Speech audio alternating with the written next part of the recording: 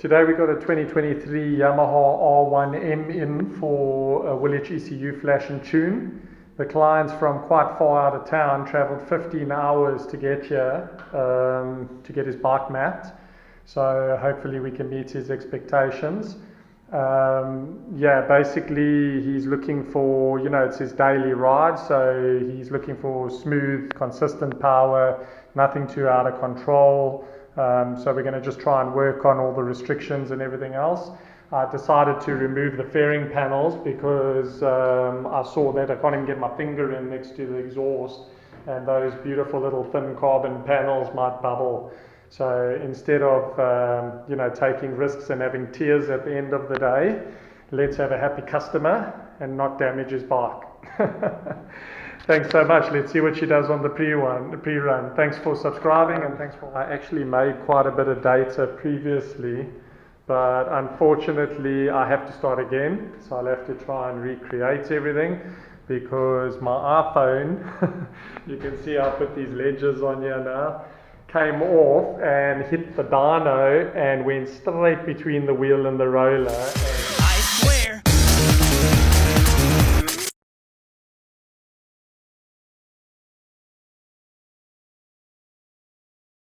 You can actually see the imprint on the door where my phone hit, and there was nothing left of it. It is literally never seen an iPhone in so many pieces before.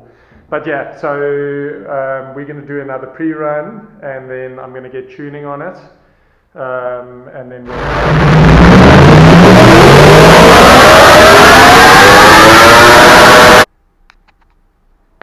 Okay, so I just opted to remove the fairings because these carbon fiber fairings are extremely thin and I couldn't even get my finger in here next to the exhaust. So I just thought if we put it under load, we may bubble the fairings or melt them or something, so better safe than sorry, A little prevention rather than tears. Okay, so we're done with our pre-run. That's the power curve. Basically the bike made 178 horsepower, 111 newton meters on the back wheel. This has a full Akrapovic system and a foam race filter in it, so it is to be expected to gain a little bit more than what they get in stock. So stock numbers, I've seen that the guy's getting about 172, 173, so this is 178.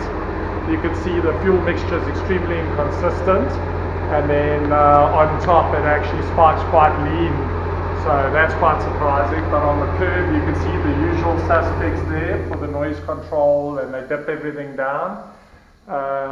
So we'll see what's going on in the mapping, and then I'll explain to you.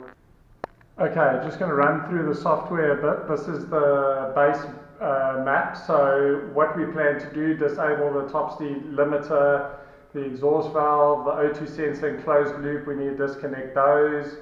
Fuel cut, what else? The evap, we'll remove that blanket, and that's basically it. Change the fan temp and drop the idle slightly. On limiters, it's pretty high already, so I'll probably only go 300 on that. Other maps is obviously your EDV maps. So if we go to 3D graph, we can see how inconsistent it is, and as per the pre-run we can see the valleys of where they dip the power down. So we're going to smooth all that out. Let's check what else we can do here. The ignition timing. So the ignition timing, as you can see, all over the place. You can see where they dip it down. So they pull timing here for noise control and emissions. You can see it's very not so smooth and all over the place, so we'll change that, and then obviously configuration. So we'll run through those and make some changes there. On other maps we have quite a lot of things going on. The only other thing that I would be interested in looking at is torque maps. So obviously again you can see torque maps is the expectation of torque in the motor. Again you can see the gully there where they've dipped it down for whatever reason. You can see how inconsistent it is. So obviously I'll be smoothing all these maps. I'll run through them shortly after I've made my changes, and then we can take. Okay, so these are now I've made all my changes. So you can see we've disabled everything we need to disable here. We've dropped the fan temp, we've dropped the idle down a little bit so it doesn't idle so high. We've altered the rev limiter. The EDV maps, let's just go to the gear we were looking at. So you can see we've made all our changes there. You can see how nice and smooth it is, and we've opened it a lot sooner and made it, like just open more progressively and quicker. So that's the EDV maps. Let's go to our torque maps. So on torque mapping, you can see where it had the valleys and gullies there. Let's just go to our map we're looking at. You can see there we've smoothed it out. We've taken all the gullies and valleys out. We've raised our torque expectation because obviously we're going to be tuning. So you always put this a lot higher when you're tuning, and then see what your torque is and then drop it down. But remember, on acceleration you get torque spikes, so we just need to accommodate that. Normally like 10 Newton meter add on to that. So those are our torque maps, ignition maps. We've made all our changes there. We've given it a small advance, so you can see how nice and smooth the ignition is now. That's all done. That said, with ignition timing, we obviously have a detonation tester, so you can see that's linked. Let me just go to the other side. You can see that we've got our detonation gauge hooked to the motor. So when you're tuning ignition timing, you can't just go in there blind and just pump the ignition timing, because you'll get detonation. It'll start eating away at your piston, and then you'll get major failure, especially on these larger bikes. These bikes, they put out a decent amount of torque and power, and they run a lot of heat. So that's that map. Let's just see what else we got here. And obviously the fueling, I need to start tuning all the fuel maps and everything. So that's intake pressure and TPS. So what I normally do is, to be safe, because I saw the fueling was lean on top, I dump lump sums into the mapping here, and then at least when I start my tuning, I know that I'll rather tune rich to lean than lean to rich, and then we sit with some problems and too much heat. So that's that. So we're going to get on with some tuning, and then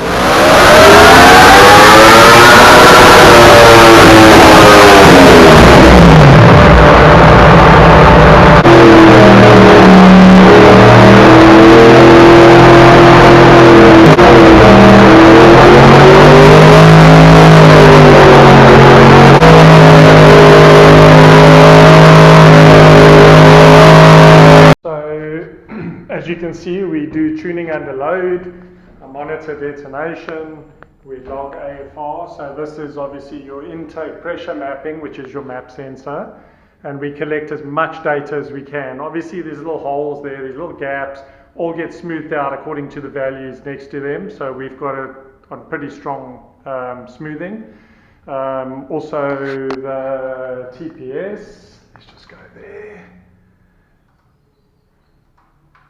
So the TPS, I collect the data, but I do it in stages. So I map up to a certain RPM, on intake pressure, and then the rest I tune TPS. So you'll see I kind of stop at a certain RPM because I'm happy with what I've done there. I've already tuned that, but at the higher RPMs, obviously I've got to focus. No time for making movies here. That's it. So you can see there's a lot of restrictions in there, and the fuel mixture, as you can see from the beginning, I go very rich on it. So at least I tune rich to lean instead of lean to rich and damage the bike. So the manufacturers put all these things in here, which is obviously law, but it stops us from having fun. So that's why we end up flashing the ECU and optimizing the bikes, make all the changes, and it equates to you guys popping wheelies out of corners.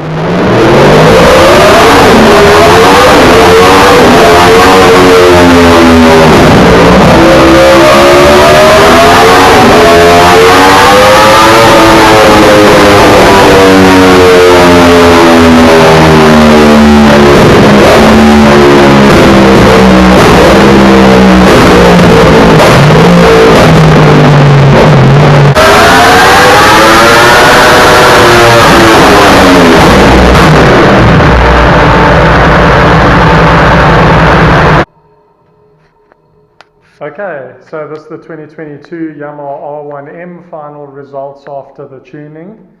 Sorry, old bones here.